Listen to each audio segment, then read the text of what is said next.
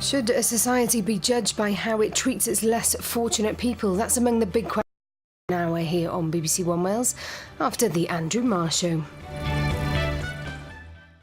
Think again on benefits cuts. Ian Duncan-Smith warns the Prime Minister in what has been the most spectacular Tory resignation since the Thatcher years. Supporters of David Cameron are talking of a coup against the Prime Minister.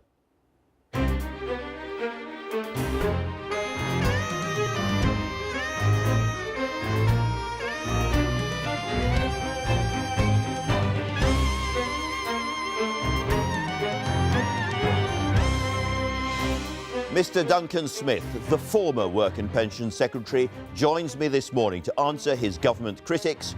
We'll also be talking to the author of an explosive book which reveals internal Tory tensions, the former Lib Dem Minister David Laws, with his inside story of the coalition years.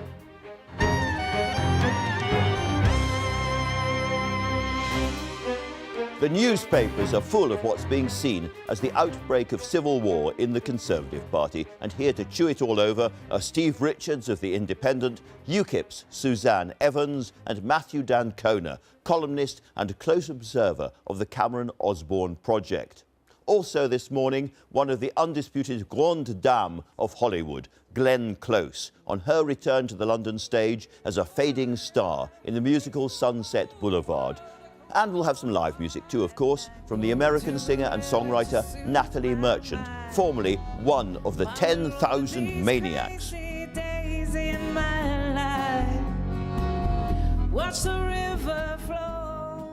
So a busy old morning. First to the news with Naga Munchetti. Andrew, many thanks. Good morning. One of Ian Duncan-Smith's close colleagues has launched a highly personal attack on the former Work and Pensions Secretary and questioned his motives for resigning. Mr Duncan-Smith quit on Friday night, saying the government's plans to cut disability benefits were indefensible. The Pensions Minister, Ros Altman, though, said she thought his departure was all about the EU referendum. Our political correspondent, Alex Forsyth, reports. 2 days after Ian Duncan-Smith's shock resignation, the fallout continues. Headlines describe how a deep rift at the heart of government has been laid bare, and there's fierce disagreement over the reasons behind the resignation. Mr Duncan-Smith said he quit over the government's approach to welfare reform, claiming benefit cuts were ideological, not economical.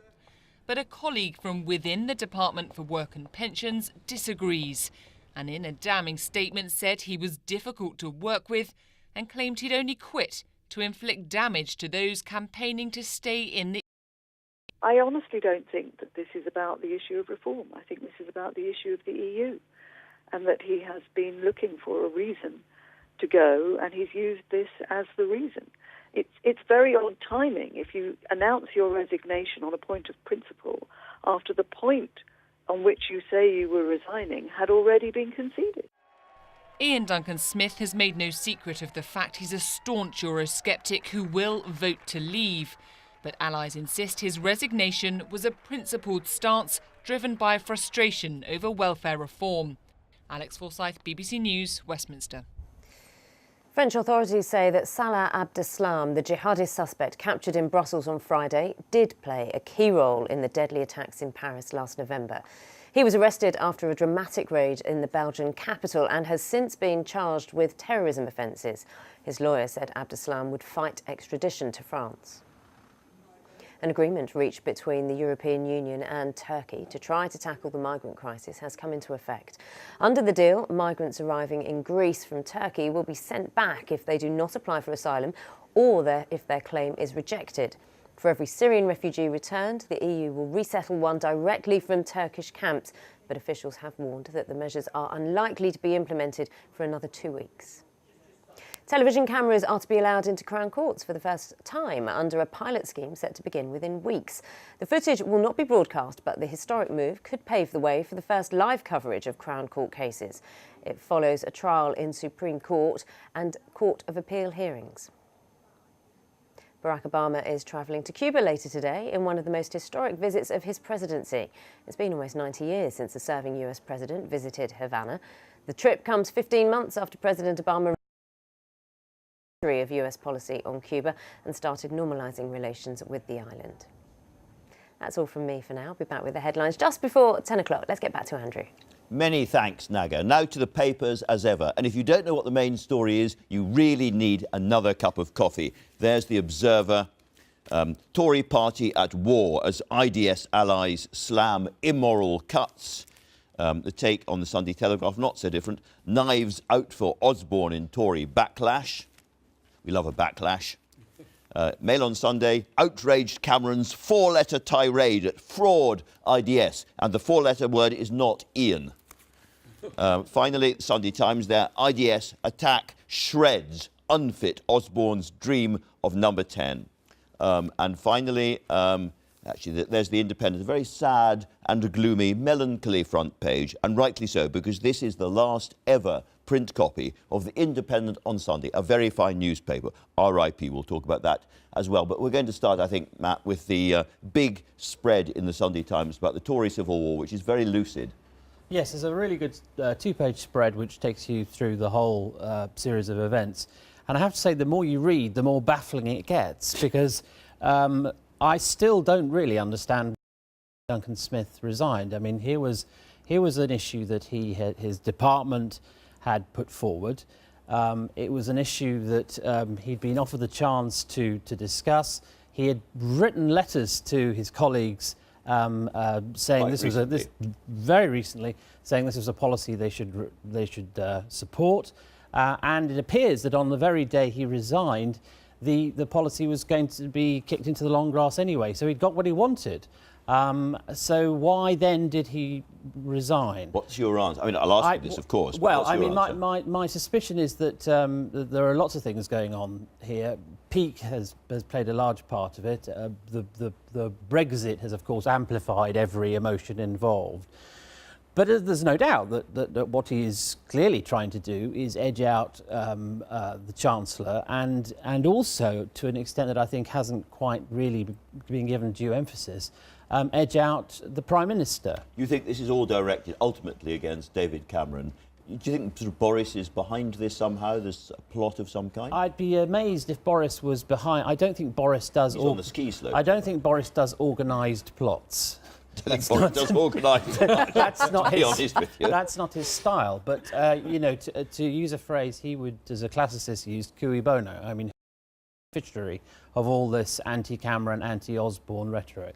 And we should say that you are the man responsible for a lot of this, Matthew D'Ancona. I put it to you that in your book you quoted Osborne's attacking Ian Duncan Smith's intellect, and that's behind a lot of this. Well, according I hope you're proud of yourself. I just report the news, you know. Steve Richards. The Observer headline. If you want to get an illustration of how multi-layered this story is, just look at the headline. Budget furore leaves Osborne counting cost as departure of Ian Duncan Smith threatens to widen Tory split on Brexit. So you get the budget, the budget furore, which incidentally we would be talking about now if this resignation hadn't happened for lots of reasons. The issue of Osborne's future is in the headline. Ian Duncan Smith's departure, and whether this is all to do with Brexit. There's incidentally a good photo of Ian Duncan Smith watching George Osborne's budget. He always stands from a distance. He never sits on the front bench. He's never sat on the front bench for Prime Minister's questions, and he looks on warily as this budget was being delivered. Incidentally, if it was a budget of a brilliant strategist, I doubt if a resignation would have been provoked 2 days later. I wonder the degree to which this is about Brexit, actually. I think it is in the that if Osborne had been part of the Out campaign, clearly he wouldn't be targeted in this way today. And because collective responsibility on the front bench of the Cabinet and elsewhere has been suspended, I think that changes the way politicians think and behave. But beyond that, I think it is about the issue of the pressure relentlessly from the Treasury to cut the welfare budget, and only one element of it, not pensions and all the rest of it, one element of it. I think it is about that. One of Ian Duncan Smith's allies pointed out that on the issue of Brexit, he can speak out all he likes anyway. It'd be a strange thing to resign because he can speak out. And has which suggests it is really about the disability cuts. Suzanne Evans. Yes, well, that's certainly the theme that's picked up here in The Sun. Aussie shambles is the major headline here. Ian Duncan Smith apparently talking about how Osborne held a gun to his head. Pals of Mr Duncan Smith has said every time there's a spending round, they come to me with a loaded revolver and say, give us a couple of million quid. It's like being victimised because no other department gets this. Health, education, defence are all ring-fenced. Of course, the foreign aid budget isn't touched. The EU budget cannot be touched. So I think that the message very much here is that for Ian Duncan Smith, this was the final straw. He reached the end of his tether and had simply had an Osborne. And you know, I have every sympathy with that. We call him Osbrown in the UKIP Parliamentary Resource Unit because we think he's actually carried on Gordon Brown's legacy. You know, the national debt has doubled. 5 government departments now. It's a bigger interest payment than talking about that. You know, he hasn't reduced the deficit as he said he would. He's been You've also got the Mirror there just below. Just talk us through the Mirror has a characteristically forthright front headline there. Absolutely fascinating cartoon here. He's wounded now. Finish him. This amazing cartoon, I suppose for some people it's probably not going to look very funny, of Ian Duncan Smith knifing Osborne in the back, watched on by Michael Gove, Priti Patel, Boris Johnson. I presume that's Chris Grayling, although I have to say it doesn't seem to bear much of a resemblance to him, but I presume that's who it must be. I think this does show that, as the headline says right at the top, blundering Osborne is out. I think the way he's behaved has shown he's not in touch with the ordinary people in this country. His budgets have been devastating for many of the sort of middle classes who have traditionally voted Tory. I think the Tory party's in crisis this morning. One of the reasons that Duncan Smith criticised his budget was precisely that it appealed to the middle classes.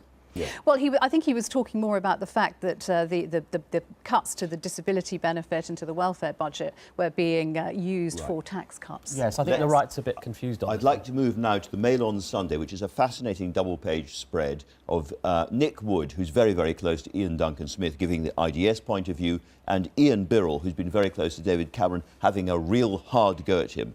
It's a petulant, self-serving hypocrite, he says. Well, the point that comes out of Ian Birrell's piece, which is impassioned not least by the fact that he has a daughter of his own who's severely disabled, is that Duncan Smith has been involved in cuts involving the disabled for quite a while, 6 years in fact, and was, let's not forget, responsible for the work capability assessments that ATOS so disastrously bungled, and indeed ATOS had to be pulled. This is the private contractors that ran the tests had to be pulled out of. So one has to be a bit careful before suddenly seeing Ian Duncan Smith as a kind of hero of disabled rights, who's decided he's up with this, he will not put after 6 years. Except for he has now resigned over this issue. I mean, it is gloriously counterintuitive. So you have Ian Birrell, who regards himself as part of the so-called modernising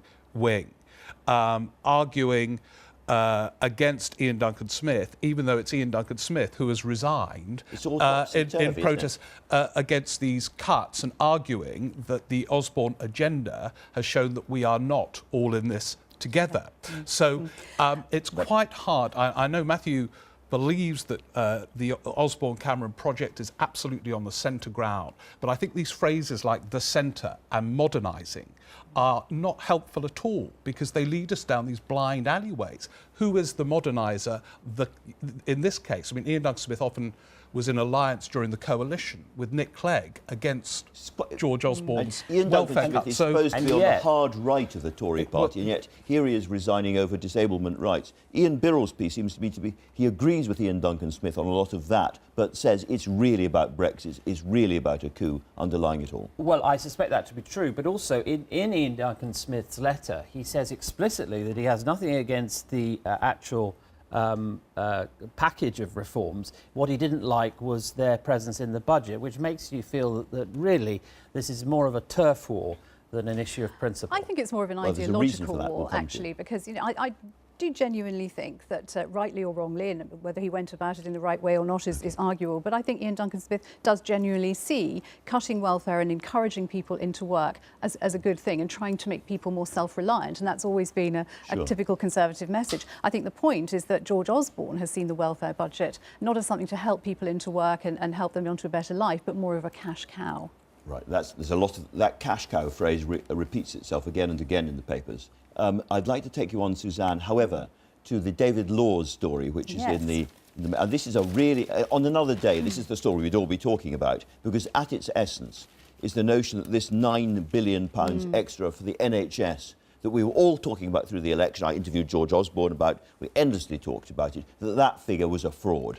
Well, it's interesting because when I was writing the UKIP General Election Manifesto, we did wonder where this 8 billion, 9 billion figure had actually come from and how that was going to be filled. It now transpires, according to the Mail on Sunday, that in fact the chief of NHS England was saying there was in fact a 16 billion budget black hole, but he was gently persuaded, perhaps we can put it like that, to actually get that back to 8 billion. But it's interesting, isn't it? Because it was always NHS figures. It was Simon Stevens who was saying that that was his figures, but perhaps that actually wasn't the case. Perhaps, in fact, this was a political move. So, as you say, on another day, I think this would have been a very, very big story and not just relegated to page 8. I agree it's a big story, and the lesson of this big story is that every single figure that dominates these pre-election tax and spend debates should be ignored.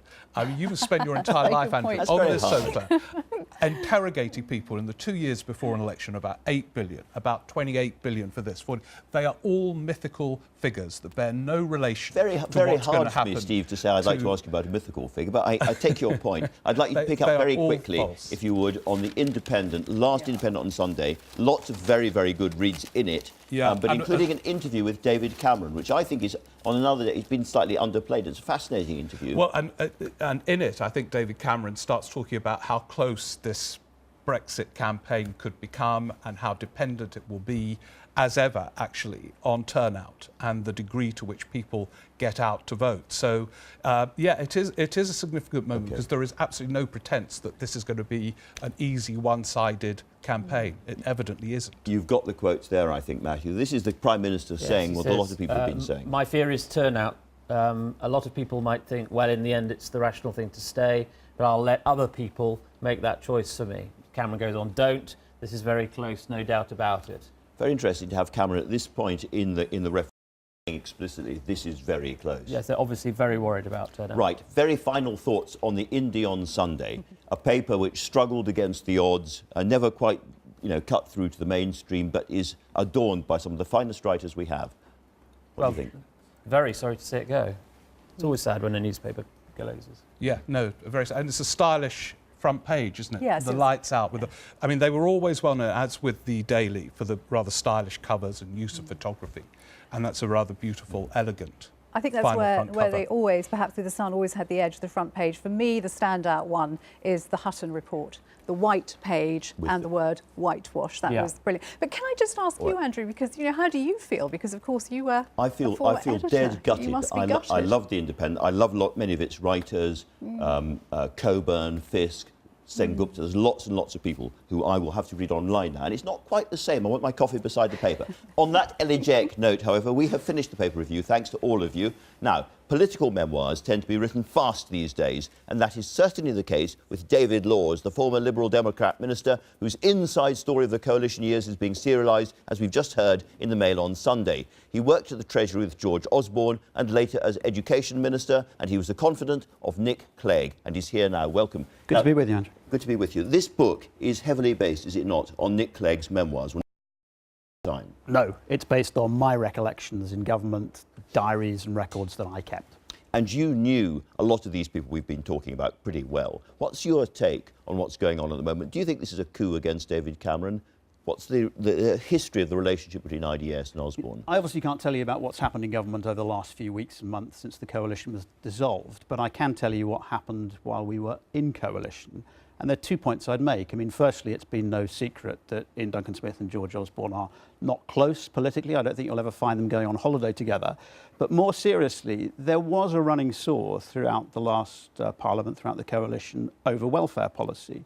George Osborne, I think it's fair to say, did regard the welfare budget as something of a cash cow to be squeezed in order to help to deliver deficit reduction. Ian Duncan Smith had a different view. He was certainly no lefty over welfare and welfare cuts, but he saw much more the purpose of the welfare reform as to help people into employment. And he was often, therefore, opposed to cuts that the Treasury were proposing. And he had, of course, the help in coalition that quite often those Treasury proposals were vetoed by Nick Clegg and the Liberal Democrats. Once the coalition government was over, I think his position and ability to see off some of those cuts was much reduced. So you don't see him as a kind of hard right figure. A lot of the disability campaigners, there'll be hollow laughter from them because they have always seen him as, in a sense, as their enemy. But you would disagree with that?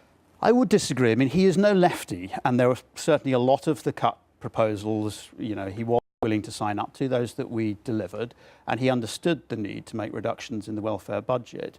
But he was concerned about some of the proposals that came from the Treasury, many of the ones that we as Liberal Democrats vetoed. And his purpose in going to welfare and the Department for Work and Pensions was this moral purpose of wanting to help people back into employment. That was what he was there for. George Osborne, perhaps understandably, after all, he was Chancellor responsible for deficit reduction. He wanted the cash, and he also wanted this big political dividing line between Labour standing up for welfare and the Tory party cutting it. So they came at the whole welfare issue from a different perspective, and it was no secret that they were not allies on many of the issues. Now, you say you can't talk about the events of the last few days and weeks, and I understand that, but nonetheless, in your book, you said that David Cameron was, quote, petrified of Boris Johnson and thought he was only after his job. How real do you think the tensions are at the top of the party? Well, I think now they're huge. I mean, I hate to intrude into this civil war, which is now dominating British politics. It was quite clear. Intrude away. It was quite clear in 2012 and 2013, particularly when the Tories had gone through the omni-shambles budget. They were very low in the polls. The economy was flatlining.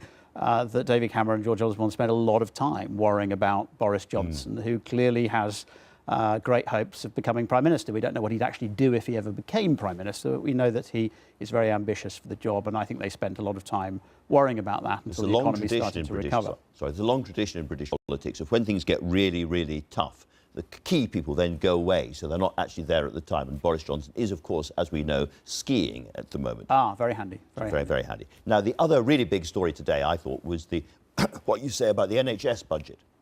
Yes, look, Simon Stevens, the guy at the top of the NHS, had said to Osborne and Cameron, I need about 15 to 16 billion pounds a year for the NHS to survive in its current state. Yeah, look, at the end of 2014, it was clear that there were huge pressures on the NHS budget. In government, our major focus was on getting more money for the NHS in the last year of the coalition, 2015. Simon Stevens, the chief executive of the NHS, then decided to go off and do his own piece of work, looking at how much the NHS needed over the next 5 years in this Parliament, basically. He came up with a figure of about 30 billion that I think was about right. And he reckoned that half of that could be made in efficiency savings and that he needed the other 15 billion from the Treasury. The problem seems to be that when he then took that figure to the Conservatives in number 10, they said, you must be kidding, there's no way the Chancellor and the Prime Minister will sign up to that figure.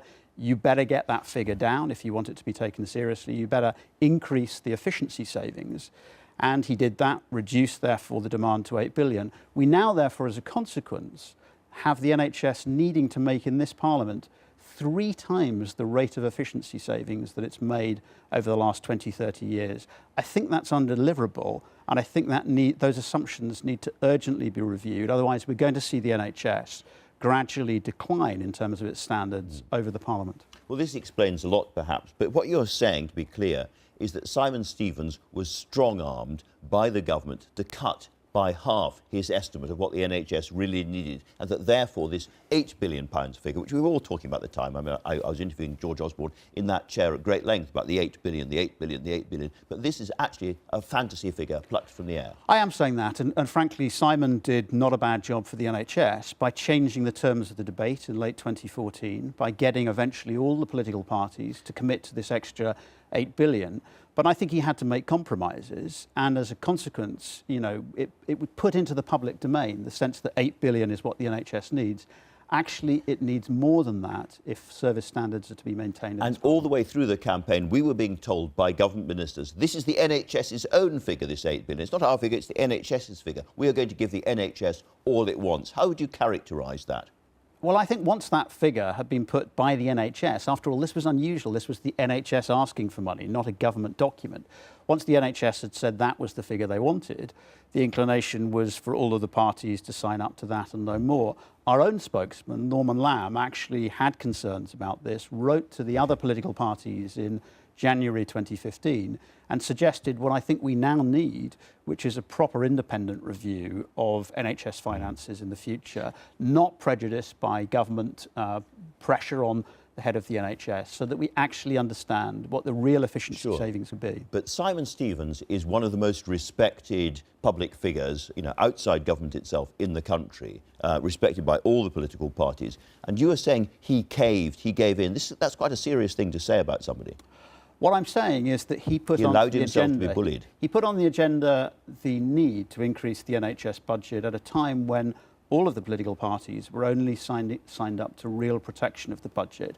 I think sometimes when you're in the political space, people end up making compromises in order to move things on. I'm not criticising Simon. I think he was lent on. But I think actually one of the things I can do through this book, which isn't simply backward-looking, but which is forward-looking, is expose this so that we can have a proper debate about what NHS budgets ought to be over the next few years. One final thought from the book.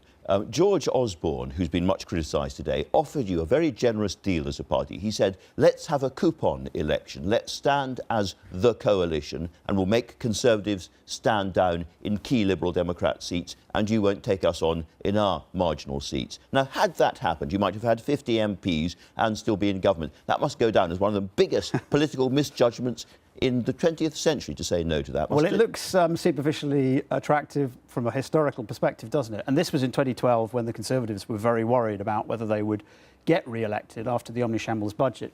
The problem of saying yes to an offer like that is it would have turned the Liberal Democrats into some small bungalow annex of a Conservative mansion. I'll say nothing about where you'll be left now. For short-term gains, I think bad long-term impact. David Laws, thank you very much indeed for talking to us. Now, spring is officially here. It seems to be very, very cold indeed. What does the next week hold? I'm filming outside. I need to know. Over to Matt Taylor in the weather studio. Matt. Hi, Andrew. Well, the week ahead's weather certainly looks very mixed, very spring-like, in fact. And, of course, the vernal equinox today, and what a sunrise to the start of the new season we had from one of our BBC weather watchers in Tynemouth. Still lots of sunshine at the moment across parts of northern England and Scotland, but there is a slight fly in the ointment. The clutch of showers just running down the eastern coastal strip during this morning and into the afternoon. Only a small spoiler, though, because either side of it, dry and reasonably sunny weather. Cloudiest today across the south and southwest, struggling to brighten up. The morning showers gradually departing here. A bit more sunshine elsewhere across England and Wales compared with yesterday. Sunniest of all, parts of Scotland and Northern Ireland could see highs of around 14. Tonight, however, here temperatures at the highest as cloud spills its way in. But into Monday morning, England and Wales could actually be a frost around, some clearer skies, a few mist and fog patches. Thicker cloud in northern England, though, with a few spots of rain in the west, will push its way into Wales, the Midlands and East Anglia through the day. A sunnier day tomorrow across southern England, brightening up in northern England later, and not too bad across eastern Scotland. Western Scotland and Northern Ireland, though, a change. Westerly wind brings more cloud, a few showers around, lifts temperatures a little bit, and that's a sign for the rest of this week. With winds coming off the Atlantic, expect much more changeable weather in the run-up to Easter. We will see some wind and rain later on, but do not rule out the sunnier days. All in all, typical spring-like weather, Andrew. I never really liked that word, changeable. We all know what it means.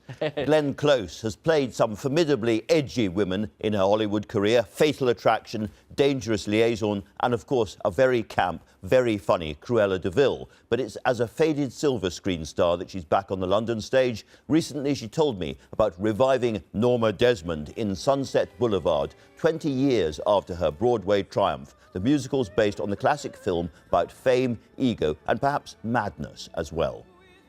With one look, I can break your heart.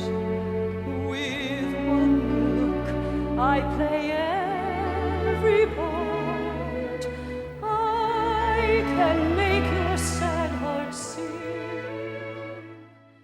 It's a huge luxury to be able to revisit a part as iconic as Norma Desmond. With 20 years of life under my belt, it's been fascinating And I feel totally different. I feel totally fresh. Tell me a little bit about the Norman Desmond you're going to do now as compared with the one last time. I think I've just felt deeper into who she is. I think the character is more interesting. It's more nuanced. It's maybe more tragic in a way. I just feel fuller. You've been haunted by her ever since you played her first. Again, why? It's one of the great roles ever written. It's a brilliant, brilliant story written by Billy Wilder, who was one of the masters. And once you've created a character like that, it's very hard to find something as wonderful. And so to be able to flex my creative muscle again and go into all different areas of this character, because it can take it. You know, she is that big and that fascinating. She's the great diva, played originally, of course, by Gloria Swanson, who's only 50 when she played her as a kind of somebody at the end of her career. What's the secret of her? Do you think she is, in some respects, mentally ill? To my people in the dark, still out there in the dark. I think she might have elements of bipolar. I think she has definitely high highs and low lows. We hear at the very beginning that she's had multiple suicide attempts. Talking about characters who are, as it were, on the edge, let's talk about Alex in Fatal Attraction. You have said subsequently that you wished you hadn't played Alex quite that way, or you think Alex and that whole bunny boiler thing that's certainly put on a lot of women in this country now is something you slightly regret. When I was researching that part, and I did a lot of research for that part, going to psychiatrists, no one ever suggested that she might have some sort of mental imbalance, mental disorder. No one. There have been some doctors in the field who have used that performance, actually, they've told me, as an extreme version of borderline personality. I think if I was presented with that character now, I would want to have a little bit more in the story about how fragile she is. The background story. Yes, because she's not an evil person. She is a fragile person in great need of help, and she never gets it.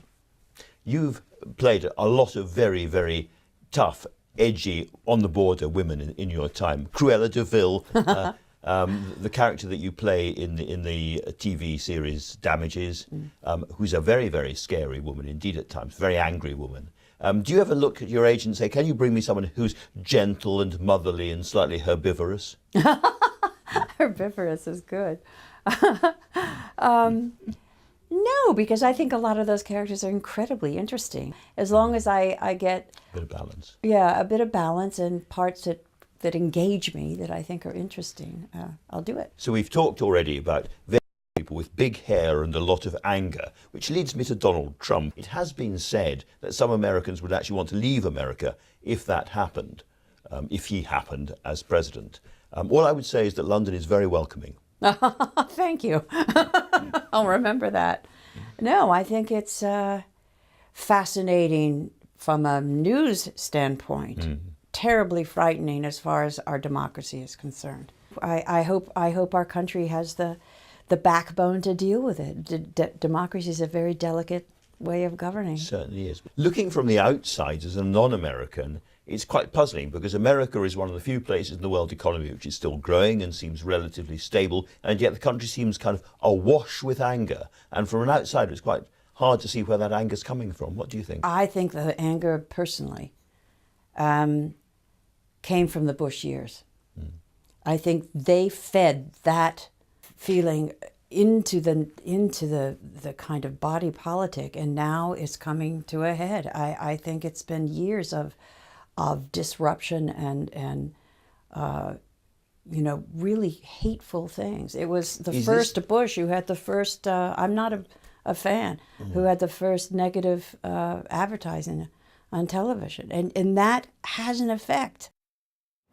Glenn Close. And Sunset Boulevard is in the E&O's London home, the Coliseum, from the 1st of April until the 7th of May. Well, Ian Duncan-Smith's resignation from the Cabinet on Friday night was high drama indeed. No one seems to have seen it coming, least of all the Prime Minister, who said he was puzzled and disappointed, and apparently said many other things as well. So what was the background to Mr. Duncan-Smith's unexpected move? We can find out now from the man himself. Good morning to you. Good morning, Andrew. Before we go into the detail of this particular argument, can I ask about your general view of what's happened? Do you think the disability cuts, in the context of the tax cuts as well, are simply immoral? I think actually what we have here is a proposal which we put out as a consultation last year to look at a problem that had come about through, without getting too complicated, court cases and other judgments that had made some changes to this. That consultation was, I always felt, to be part of a much wider programme that we look at and consult further on bigger changes that bring into line the present disability benefit PIP and other things like social care and healthcare, which are all fractured. I wanted to look at it as a wider change that got the money that was necessary and the support, practical support, to those most in need. And that was the key. Out being talked about, being consulted on, and what happened next? Well, my concern was that what happened directly after the Christmas period was that pressure began to grow because this pressure was about the budget and that the problem over the revised figures for the budget. And what worried and concerned me was we then came under pressure to put the consultation and respond to it before the budget. And I'd always hoped we would do this after the budget so as not to get caught up with the budget, but be able to make the point this should be part of a process of looking at how best to aid those most in need. And that pressure really was to get out a definitive answer on the consultation. There were lots of arguments and debates about that. Downing Street and the Treasury wanted the full extensive set of changes. We argued, first of all, for no change at this point, and then to ensure that if we did, we wanted a smaller level of change, but most importantly to continue the dialogue and not to have this as a fixed point and a thing that we were going to do absolutely. And the difference between pre-budget and after budget was you knew perfectly well there would be a figure attached to it. So you'd be stung for 1.4, in this case 1.4 billion pounds of savings, and you didn't want to be in that position, is that right? Yeah, again, as you said, not to get too detailed about this, but I simply say that the problem was the institution of the welfare cap, which was lowered directly after the last election, pretty arbitrarily, and that meant that everything we were doing put us above the line, essentially. As you saw, tax credit changes put us above the line in costs, and this was meant to go above the line because of the changes. Now, my point really was we shouldn't be debating that in the context of just being above a welfare cap, which is an arbitrary position. We should be discussing it in terms of how could we get the best aid to those who most need it, and then work from there as to how those changes came. And rushing that before the budget, which is genuinely what I felt we were under massive pressure to do, I felt only risked linking this to the budget, which it was not part of, and it should not have been part of. And that in turn made it juxtapose, and I didn't at that stage know anything about tax reductions until later. So this is interesting because your critics in government say two things. First of all, this was your scheme, the PIPs was your idea, Absolutely. And indeed revising it was your idea, and you defended it right up to the last minute. You sat through the cabinet on the budget and didn't say anything about it, didn't raise the problem then. Shall I deal with this? Yes, well, come on. Sorry, And then you didn't go and see the Prime Minister. And then, as late as Friday morning, your department were briefing, as it were, in favour of the change that you have resigned over. Okay, let me just deal with all of that first of all. You are, let me go right back to the time of the election. After the election last year, I took a decision. And these are decisions you take if you're going to join government. You have to balance whether or not you can make changes, you can do what you hope to do. On balance, you'll have to compromise, but do those compromises benefit or damage society? I have been passionate about the issue of social justice. I set up the Centre for Social Justice years ago. I have campaigned to make sure that there's a conservative way of delivering help and support to those who most in need, not just through money, but through a whole variety of other ways, getting people back into work. My problem throughout this last period didn't start last week or the week before.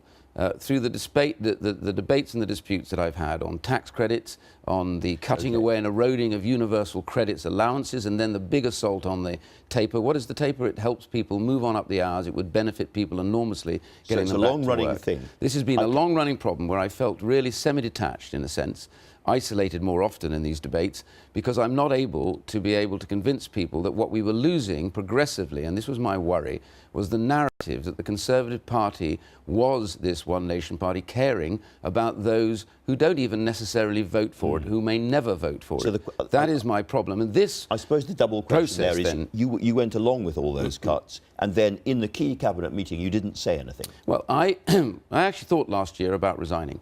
I think that actually got into the papers as well, over this attack on universal credit. And again, I balanced this and said, I will continue because we can continue to make these arguments. What happened in the run-up to this was I progressively got more and more depressed about the idea that we were running to an arbitrary budget agenda which had a welfare cap in it. And although when people, and I've heard one or two people try and allege certain things about me, let me just say something about this. It's quite important. I sat silently at 8 o'clock in the morning at the budget presentation because I then realised the full state of what was actually happening with regards to both the tax cuts and this juxtaposing in the budget. It's putting the two together. It was the juxtaposing at that point that made me really go away. I didn't actually, by the way, come in for the budget. So those pictures are an old budget. I didn't come in for the budget. I had to attend a funeral. But it gave me time to think about this. And I thought long and hard. And I then tried to agree with Downing Street that what we would put out is a wider statement that stopped meaning it was a set in concrete proposal, that we would consult more and continue to consult. But even with that, which is the point of the statement that I put out, dear colleague, was to say, no, don't worry, we're going to continue consulting. And this was the letter you wrote after the budget? Well, this is the dear colleague letter. I tried to get the colleague saying, no, it's not what it sounds like in the budget. It's not to do with the budget. It's different. I put this dear colleague out saying it's a wider consultation. There are facts and issues here, but there are wider consequences. What I realised as I ran through Thursday and Friday was that it was no way that what I'd hoped for was I'd be able to stop this process and get this wide debate. And I felt that I was losing that. And by Friday, this is really important for me, by Friday, I really decided that it was just impossible. And this idea somehow, by the way, that's put about, that why do that when government policy is changing? I was just about to ask you that very thing. Well, can I just say, in answer to that, first of all, it is a very peculiar way to try and set policy against a media agenda where you start Friday morning absolutely apparently saying to everybody you must go out and defend it, and then by Friday evening you're drifting away from it, and then later on Friday evening somehow you say we've kicked it into the long grass. The money required from the Department for Work and Pension still sits in the Red Book. It will be a requirement that will bear down on working age benefits, and that is the problem that I have. And in my letter I was clear about this, and which is the reason why I resigned. Collectively over that period I had come to believe that we had begun to lose our sense that if we really want to do this so that all people bear this and those who can't bear the least of the burden, then we are beginning to lose that message. And that was my concern. It wasn't about Friday night or Wednesday. It was a collective sense that from the last election we had begun to abandon that position, and I felt that would narrow us, and the party that I love dearly and serve and the country that I love would not benefit from that. I want us to be in government, but to govern for all the people all of the time. Now, in very, very sort of clear, simple terms, that's why I asked you at the beginning, do you think this is an unfair or immoral situation? Because you're cutting taxes for the better off at the same time as you're cutting benefits for disabled people. Do you think that's unfair? Juxtapose as it is, as it came through in the budget, that is deeply unfair and was perceived to be unfair. And that unfairness is damaging to the government, it's damaging to the party, and it's actually damaging to the public. You know, I am in politics, genuinely. I am passionate, and, you know, whatever people can disagree with me about issues, about my own policies and things, but as just been said earlier on, I am passionate about trying to improve the quality of life for those in difficult circumstances. Now, I want to do that, and I want my party to do that, but I felt that I am losing my ability to influence that, and that was where the culmination of all of this came to by Friday. And I had consulted with everybody and I had talked to them all, and I felt that I was not getting that message across. Ian Duncan Smith, do you understand that among a lot of disabled campaigners and so forth, there will be a certain amount of hollow laughter because they still see you as the man that supported things like the benefits cap, that supported the bedroom tax, that supported lots of things which have caused real hardship to people at the bottom of the heap? And they see you as the bad guy. Okay. They find it hard to see you as the great reformer and champion All I would say is behind the scenes we have spent a lot trying to even out and smooth out those proposals and policies. You know, for example, discretionary housing payments massively increased at my request and demand from the Treasury, so that people who had difficult problems, local authorities would be able to give them much more money and support them. You know, we did exempt disability benefits. We actually did not. The whole ESA row, for instance. Yeah, but the ESA row was a row to do with that run-in that I'm talking about from the budget period onwards, about this desperate search for savings. And my concern about all of this is that we don't want to lose sight of this. There are reforms that are important and good. To be very clear, were you against what happened on ESA? No, my sense about what the ESA was about was actually saying, look, we want more people to be in the support group, which is where they are protected and supported properly with higher levels of money, and not to be languishing in a demi-section of the benefit, unable, therefore, to either go to work or to be fully supported. And I've argued for a white paper to look at getting rid of this binary system that says you're either too sick to work or you can work. I want people, if they can work, no matter what their condition, to work. And that was the proposed changes I wanted to bring forward, and this year, which is what I was planning to do. Do you think a fairer overall government would have taken some of the benefits away from richer pensioners, might not have done the triple lock in order to avoid these kind of cuts? Andrew, my concern, as I accept the letter, as I said, absolutely, it's all about how we are perceived and how that balance is right. It's not just perceived. No, I say it's important how people perceive that balance, and then in application, how that balance of change is made. And my deep concern has been that this very limited, narrow attack on what is working age benefits means that we simply don't get that balance. We lose the balance of the generations. You know, we have a triple lock on pensions, which I was proud to do, you know, 6 years ago. Right. But, you know, with inflation running at zero, we really need to look at things like this and ask, do we just keep saying it's working age that bear the brunt? And the one point I want to say is, you know, will have taken by 1920, against the 2010 estimates, £33 billion a year out of working age benefits. My argument now is we can't go on doing this. It's too far now. I think it's going too far. It's the straw that broke your back. Exactly. The problem I face is that my care for my countrymen and women leads me to believe I am resigning because I want my government to think again about this and get back to that position that I believe, which is about being a one nation. This is not some secondary attempt to attack the Prime Minister or about Europe. There's nothing to do with that at all. If I wanted to do that, I would have been clear. I've never, ever hidden my views about something, and I'm not doing it now. I am genuinely concerned. Did he call you hypocritical and something worse in those conversations? Look, you know, there are only two people engaged in this conversation, Andrew, and I'm always intrigued when others who weren't actually engaged in those conversations seem to know what happened. My sense about this it was robust. We had a long set of conversations. I listened to him. I acted on what he asked me to do, to think about things. And I reached finally the conclusion that I just simply couldn't stay. But as I've made clear in the letter, I am proud to have served with the Prime Minister. I'm proud of what we've achieved in the last 5 to 6 years. But my sense is now that I believe I'm losing that ability to influence events from inside, to change the direction again, so that we become, as we should be, a one-nation party that cares about even those who don't vote for us. Let me pick you up directly on that. In your letter, you say, I'm unable to watch passively whilst certain policies are enacted in order to meet the fiscal self-imposed restraints that you think are more distinctly political than good for the country. Those fiscal restraints, what are they? Are you saying there that you are against the benefit, the welfare cap? Yes. In short, my concern has grown, partly because when the welfare cap was brought in, it had larger margins and it allowed much more flexibility. After the last election, what really troubled me was arbitrarily that welfare cap was lowered, which put us under enormous pressure just to meet the cap, let alone the changes and the cuts that were expected for us from the 12 billion. What about the general policy of ending this Parliament with a surplus, which is the overarching thing behind all of this, I suppose? Look, the Chancellor has to make his position clear about what he thinks the economy should be doing. I am a big supporter of the fact that if you don't eradicate the deficit, of course, the people that suffer most are those on the lowest incomes. And the things we're doing to raise taxation, thresholds for those lowest incomes, I'm very supportive of.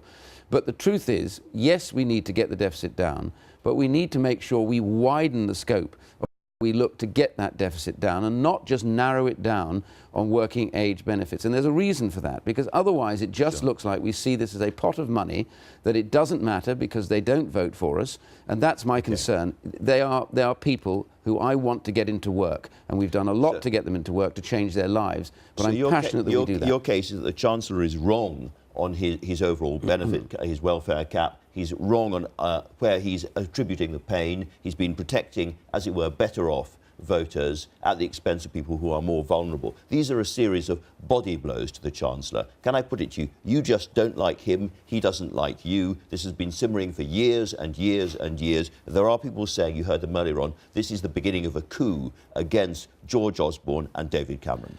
First of all, this is not personal. I know people may think it's personal because when you resign, it's personal. It's not personal. I am genuinely frustrated. I have no personal ambitions, Andrew. I have absolutely no personal ambitions. If I never go back into government again, then I will not cry about that. That is not my ambition. I only came into this government, and let me be clear about this. I came into this government because I cared about welfare reform. I'd spent 8 years with the Centre for Social Justice, which I set up, talking to charities and small community groups, trying to figure out why certain communities were so badly off and how could we get them back to work and how could we solve their problems. So everything that I've done has been driven by my desire to improve the quality of life for the worst off. We can debate my policies, we can argue about them, but my motivation has always been about that. And my motive now, without any question in my mind, is that I am concerned that this government that I want to succeed is actually not able to do the kind of things that it should, because it has become too focused on narrowly getting the deficit down without being able to say where that should fall, other than simply on those who I think progressively can less afford to have that fall on them. And in the context of this failed conversation, as it were, inside government, the impression is given that things are run entirely by the Treasury and by Number 10. Jacob Rees-Mogg has effectively said that cabinet government needs to be re-established. Do you think there is a functional problem? I think someone has called them Ant and Dec running the country, and the rest of you, as it were, squeezed out. Well, I do think genuinely that there needs to be a greater kind of collegiate sense to the way decisions are made. I mean, we just come back to what we were talking about with this benefit changing literally by hour.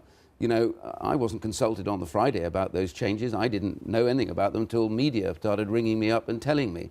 This is not the way to do government. All I'm simply saying is, look, I want the Chancellor and the Prime Minister to succeed. I want them to succeed because Britain needs them to succeed. We need to get that deficit down, but we need to get welfare reform going. I simply say to them, you're saying also they need to change direction and change the way they run government in order to succeed. Look, I think that what is in my letter and what I'm trying to say today is, and to colleagues, don't doubt my motive on this. You know, I am not about seeing the Prime Minister depart. I genuinely am not, because if there was a vote on it tomorrow, I would vote for him. And I want the team to succeed as a one-nation team, as a team that I came to join believing that social justice was right at the heart of what they did. We can debate how that's delivered, but we shouldn't debate the fact that what we should be trying to do is not keep bearing down on the same group of people, widen that and talk about sharing that burden a bit more and making sure, therefore, that the reform process can take place without being hamstrung through demands for short-term savings all the time when things don't go right according to the forecast. Do you think George Osborne would make a good Prime Minister? Sorry, I missed that question. Do you think George Osborne would make a good Prime Minister? I think certainly that if he was to stand and he was selected by the electorate, which is not just me, it is everybody else, that I would hope that he would. But I think the same for almost anybody else. I have no view about anybody to be Prime Minister because the Prime Minister is there at the moment and I have a high regard for him. I understand people may not think that, but my view is the present Prime Minister has done a good job, but I believe they're losing sight of the direction of travel that they should be in. To be absolutely clear, all those people who say, you know, in the end, there is a move against Cameron and Osborne by Eurosceptic ministers who are using this opportunity when the party seems a bit fragmented and in trouble to mount a thing against him, and that, you know, Boris Johnson is there in the background. You're saying all of that is piffle. It's all nonsense, and it's nonsense in what I am about. Let me just say one very brief thing to you. I served in the army because I care about my country and I care about the people who live here. And I came into politics because I care about my country and I care about the people who live here. I do not have political ambition. I would not stand for leader. I would not support somebody who stands for leader at the moment. I am supportive of the Prime Minister. I care for one thing and one thing only. It is that the people that don't get the choices that my children get are left behind. I do not want them left behind. I want them given that opportunity. And everything I've tried to do has been about that. Yes, we can debate some of those things that people didn't like because they're more about the deficit than about welfare reform. But overarchingly, what I am passionate about is getting that reform done so society is reformed, so that we have more of those people who've been left behind, brought back into the sphere and the arena where we play daily, but they do not. That is what I'm about, and what I have been concerned about and raised this time and again is that we are beginning to lose that focus, and I cannot do this from inside. That is my frustration. I believe I have to step out. It's not easy. It's painful to resign. I don't want to resign, but I'm resigning because I think it's the only way I can do this. And I come right back to the beginning of our conversation, because what is happening at the moment is immoral.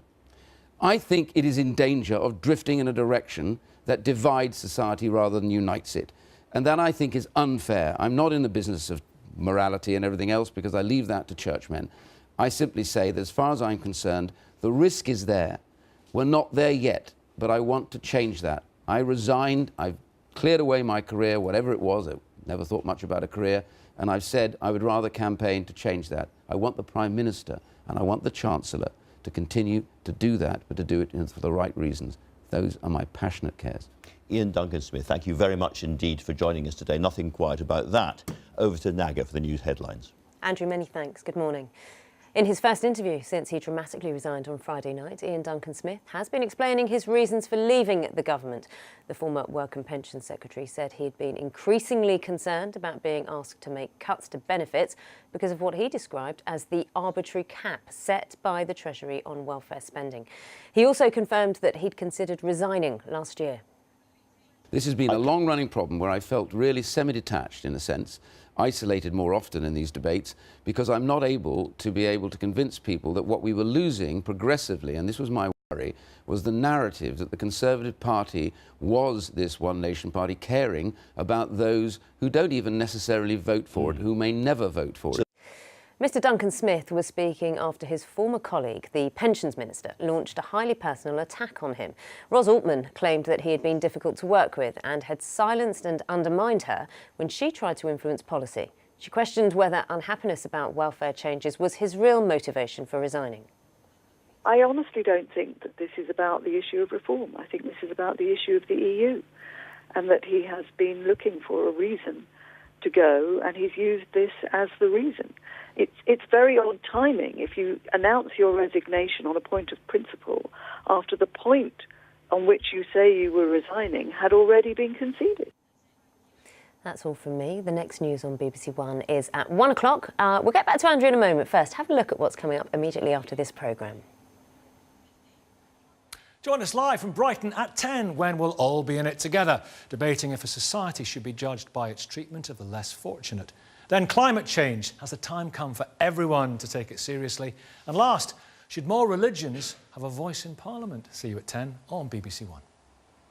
That's all we've got time for today. Thanks to all my guests. Andrew Neil will be talking to Labour's Shadow Work and Pensions Secretary Owen Smith on the Sunday Politics in an hour. We're taking a break next Sunday. It's Easter, but we'll be back on the 3rd of April. Until then, we leave you with one of the most distinctive singer-songwriters of the past 30 years. This is Natalie Merchant and Where I Go. Goodbye.